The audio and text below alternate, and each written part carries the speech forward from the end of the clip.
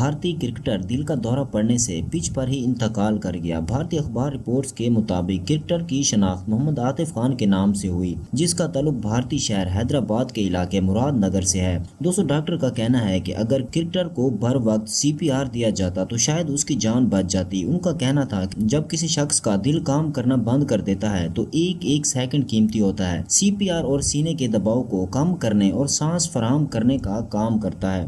بھارت سے تعلق رکھنے والے 52 سالہ عاطف خان الخبر کے علاقے رکھا کے گراؤنڈ میں میچ کے دوران بیٹنگ کر رہا تھا۔ اس دوران اچانک اس کے سینے میں شدید درد اٹھا اور وہ پچ پر ہی گر پڑا۔ کھلاڑی کو فوراً اسپتال منتقل کیا گیا مگر وہ بچ نہ سکا۔ بھارتی شہر حیدرآباد کے رہائشی کرکٹر نے سوگواران میں بیوی اور 3 بچے چھوڑے ہیں۔ واضح رہے کہ ایسا ہی ایک واقعہ گزشتہ لاہور میں بھی پیش آیا تھا، جب کلب کرکٹ میچ کے دوران ایک کھلاڑی وقاص خالد کا حرکت قلب بند ہو جانے کے باعث انتقال ہو گیا تھا۔